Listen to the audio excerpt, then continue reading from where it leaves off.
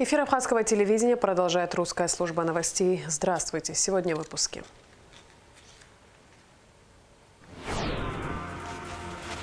Вице-президент Бадра Гунба дал соответствующие поручения по подготовке к марафону.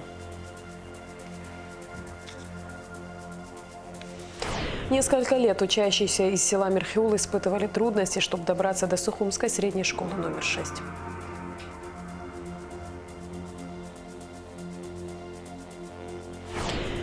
К юбилею Катерины Шакрыл на фасаде дома, где она жила, установлена мемориальная доска.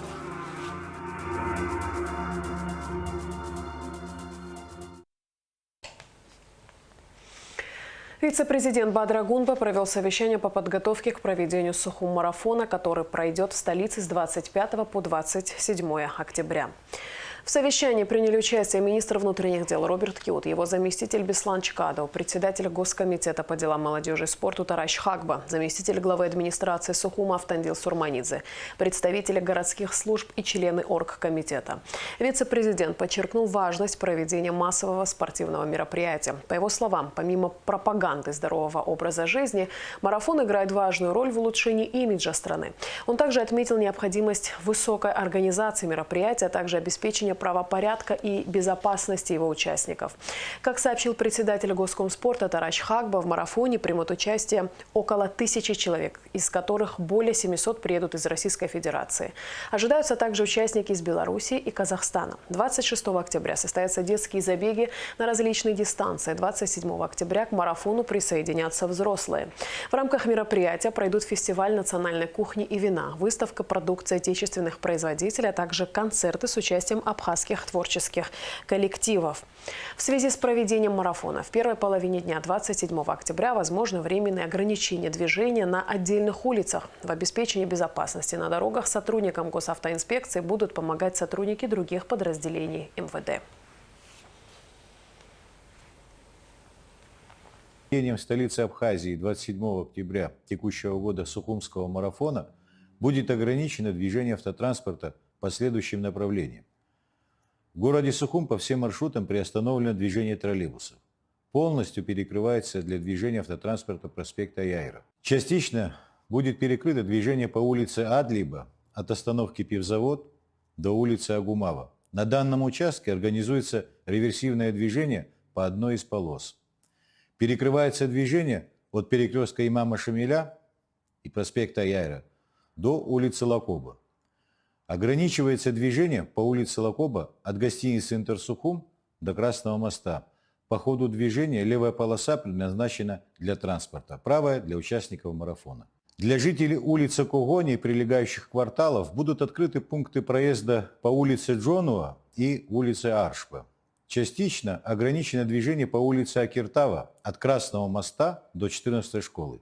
Для транспорта будет предоставлена троллейбусная полоса. Правая сторона проезжей части перекрывается для участников марафона. Ограничивается движение по Кадурскому шоссе от 14-й школы до Килосурского моста. По одной из полос для автотранспорта будет организовано реверсивное движение. Уважаемые граждане, в связи с вводимыми ограничениями движения убедительная просьба воздержаться от поездок на личном транспорте в центре города Сухум 27 октября. Перекрытие улиц будут осуществляться с 7 до 16 часов. По окончанию марафона все ограничения будут сняты. Спикер парламента Алаш Ашуб обсудил с председателем контрольной палаты Абхазии выполнение плана работы на 2024 год. Спикер парламента подробно интересовался состоянием дел по уже проведенным контрольным мероприятиям, выявленными нарушениями, результатами работы с материалами, которые были направлены в Генеральную прокуратуру. Ашуба и Пертай обсудили другие вопросы, связанные с деятельностью контрольной палаты. В Голубевском районе подвели итоги работы за 9 месяцев и обсудили планы на 4-й квартал текущего года. Доходная часть бюджета за отчетный период выполнена на 109,5% при плане 24,5 миллиона рублей. Фактически поступления составили 264,5 миллиона. По сравнению с аналогичным периодом прошлого года поступление собственных доходов увеличилось на более чем 31 миллион рублей. Рост экономических показателей позволил направить денежные средства на укрепление материально-технической базы жилищно-коммунальных социальной службы района оказание материальной помощи социально уязвимым слоям населения. Так, 184 жителя Гулрыбского района, им была оказана материальная помощь на сумму 4 миллиона 383 тысячи рублей. И единовременно 192 инвалидам и семьям погибших военнослужащих в Отечественной войне народа Абхазии, а также инвалидам-резервистам выплачено 2 миллиона 133 тысячи рублей. Приобретено 8 единиц спецтехники для нужд УЖКХ и благоустройства Гулрыбского района на сумму 27 миллионов 850 тысяч рублей. В целом были заслушаны 22 отчета. Отмечена положительная тенденция в работе служб района. Решена проблема школьного транспорта для детей из села Мирхиул. Несколько лет учащиеся испытывали трудности, чтобы добраться до Сухумской средней школы номер 6. Родители были вынуждены ежедневно думать о том, как их дети попадут в школу и обратно, особенно в плохую погоду. Однако после обращения к министру энергетики и транспорта Джансуху Нанба и по поручению президента вопрос был решен. Шазина Ханагуа расскажет подробнее. 3 года учащиеся Сухумской средней школы номер 6, проживающие в селе Мирхиул Гулрыбского района, сталкивались с проблемой нехватки транспорта. Школьникам приходилось добираться до школы в основном на попутках. Порой приходилось ждать в проливной дождь и холод. Раньше мы ждали долго, когда за нами приедут родители, но сейчас у нас есть хорошие дяди, которые нас водят на маршрутке. Wi-Fi есть и тепло. Иногда из-за плохой погоды я оставался дома. Из-за того, что я не мог в дождь идти в школу. Сейчас ты доволен? Да. Родители были вынуждены ежедневно думать о том, как их дети попадут в школу и обратно, особенно в плохую погоду. Однако обращение к министру энергетики и транспорта Джансуху Нанба дало свои плоды. Не менее чем за месяц проблема была решена. Так, в новом учебном году учащимся из села был предоставлен транспорт. По словам водителя Тамаза Норманя, в день выполняют 2 рейса. В 8:30 выезжают из Мирхиула с детьми, а в 15:30 забирают учащихся из школы. Транспорт оснащен Wi-Fi и кондиционером, что особенно радует детей. Помимо школьников едут еще несколько студентов Дуагу. Маршрутка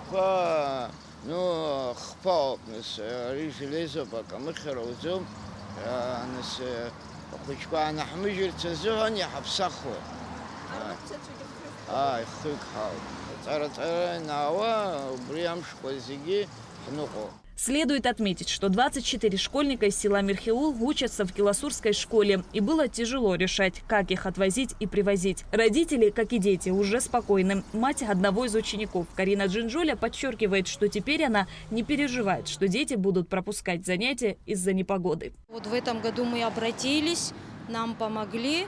Без проблем уже вот ездит маршрутка. Дети довольны. Спасибо большое. Без транспорта дети спускались на трассу, стояли, чтобы на попутках добирались домой. Но не всегда везло детям. И еще хотела бы поблагодарить Джансуху Нанба. Я обратилась к нему, он помог. Спасибо большое ему и президенту тоже. Спасибо вам огромное. После обращения жителей села к руководству Абхазии по поручению президента Аслана Бжаня Министерство энергетики и транспорта совместно с автотранспортным предприятием Сухума организовало бесплатную перевозку учеников Киласурской школы номер 6. В рамках обращения жителей села к руководству Республики Абхазия по поручению президента Бжаня Аслана Георгиевича Министерством энергетики и транспорта совместно с автотранспортным предприятием города Сухум достигнута договоренность об оказании содействия жителям села в осуществлении бесплатной перевозки учеников Киласурской средней школы номер 6, проживающих вдали от учебного заведения. Автомобиль подается своевременно и будет подаваться на постоянной основе. Водители приступили к работе с сентября этого года. Ежемесячно из государственного бюджета выделяется более 80 тысяч рублей на эти услуги. Шазина Ханагуа, Лаура Капшира, Мукамке, Абхазское телевидение. В Общественной палате состоялось пленарное заседание, на котором процедурой конкурсного отбора путем тайного рейтингового голосования были избраны Тамаз Кецба, представленный собранием Сухумского района, и Геннадий Кожухарь, представленный Координационным союзом организации русских соотечественников. 23 октября исполнилось 100 лет со дня рождения известного абхазского ученого, педагога, участника национально-освободительного движения абхазского народа Екатерины Платоновны Шакрыл. К юбилею Катерины Шакрыл на фасаде дома номер 94 по улице Воронова, где она жила, установлена мемориальная доска. Екатерина Шакрыл – старший научный сотрудник АБИГИ имени Гулия. Ее перу принадлежат свыше 35 исследовательских работ. Круг ее научных интересов был обширен. Ее внимание привлекали морфология, синтаксис, лексикология, лексикография абхазского языка. Вся жизнь Екатерины Шакрыл была посвящена интересам абхазского народа. В тяжелейшие для абхазского народа времена, в 1952 году, когда были закрыты абхазские школы, когда запрещали даже говорить на родном языке, Екатерина Платоновна и ее сестра Тамара Шакрыл, будучи аспирантками, написали письмо Сталину об ущемлении прав абхазского народа. После смерти Сталина в Москве по данному письму была создана правительственная комиссия, работа которой послужила началом процесса преодоления десятилетиями проводимой антиабхазской политики. Помимо ценного вклада в абхазоведение, Екатерина Платоновна Шакрыл сыграла огромную роль в подготовке и воспитании исследователей и преподавателей абхазского языка. Екатерина стала первой женщиной в Абхазии, которая защитила диссертацию по языкознанию. Очень благодарен судьбе, что она свела не только меня, но и моих студентов, моих преподавателей с такими выдающимися людьми, которые не только наукой занимались, а были очень активными участниками национально-освободительного движения.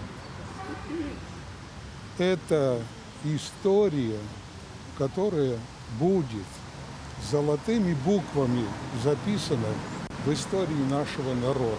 Я хочу благодарить всех, кто приняли участие в этом мероприятии. Городское собрание, администрацию города, что они с таким желанием пошли нам навстречу. Конечно, коллег моей мамы по университету и по Абхазскому институту. Спасибо вам большое, что вы помните, не забывайте ее. Нашим дорогим соседям. Мы столько лет прожили вместе, и мама всегда с большой теплотой вспоминала эти годы. Она очень любила вас. Я знаю, что вы ее тоже очень любили. Спасибо маминым студентам. Здесь стоят старые студенты. Мне очень приятно, что новое поколение студенчества пришло в этот день. Спасибо нашим дорогим родственникам, лоловцам, шакрыловцам. Спасибо большое. Это было очень приятно. Дай Бог, чтобы в домах каждого из вас был мир, здоровье, процветание. Не стало ветерана Великой Отечественной войны Ивана Пилия. Ему было 97 лет. Мальчишка застала война ветерана Великой Отечественной войны Ивана Пилия. Ему было 14 лет. Со своими сверстниками он работал в колхозе родного села Пакуаш под девизом «Все для фронта, все для победы». Истребительный батальон Хаганна Башран по ополчению бросал. А нас колхоз звон, а татанчо схон и сруб хон, а чайчо схон. Я их тут аджукрела сон я хлашон и тагалон. Эти кадры были сняты 2 года назад. В День Победы 9 мая ветерана поздравлял президент Аслан Бжания. Ветеран Иван Чичевич Пилий рассказывал, что война заставила рано повзрослеть. Братья его отца были мобилизованы. Родители у Ивана Пилия были пожилые. Старший из 8 детей, он чувствовал всю ответственность за большую семью на себе. Работа в колхозе была тяжелая. Детям и женщинам приходилось без отдыха работать, чтобы отправить продовольствие на фронт. Иван Пилий участвовал в 3 операциях по поимке диверсантов. И вот, наконец, пришла долгожданная весть о победе.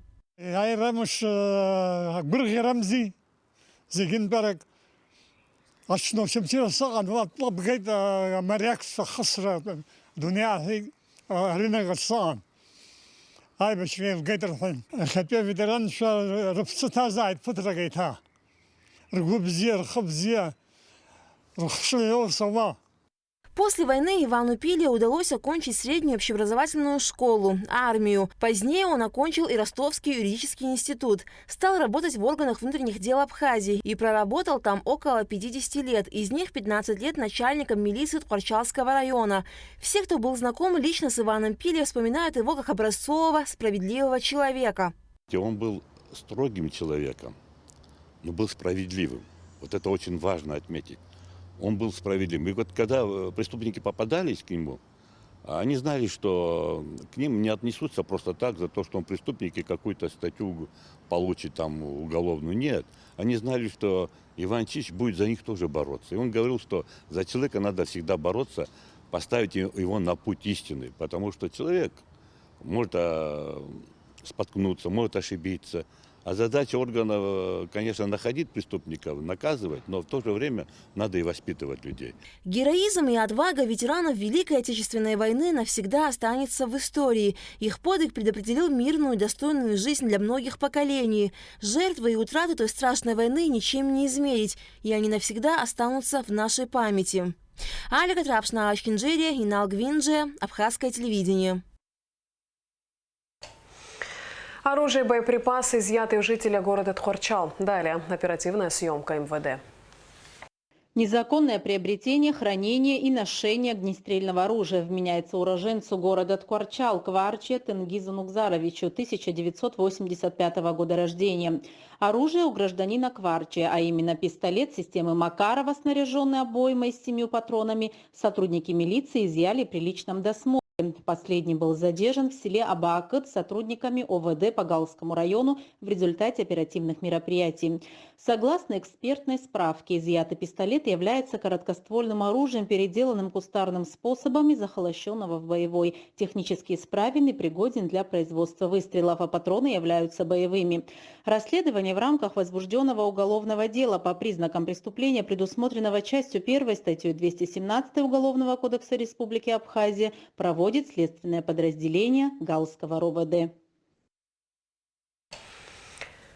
Решением экзаменационной коллегии судей Республики Абхазия проведение квалификационного экзамена на должность судьи назначено на 24 декабря этого года. Экзамен начнется в 11 часов в здании Верховного суда. Граждане, желающие сдать квалификационный экзамен, могут подать соответствующие заявления в экзаменационную комиссию.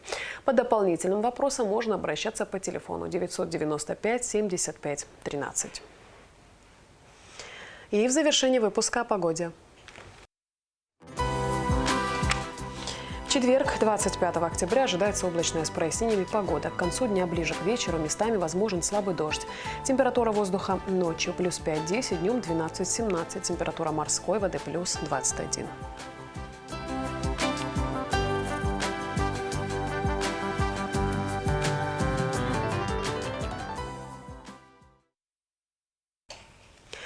На этом наш выпуск завершен. Я с вами прощаюсь. До скорых встреч в эфире.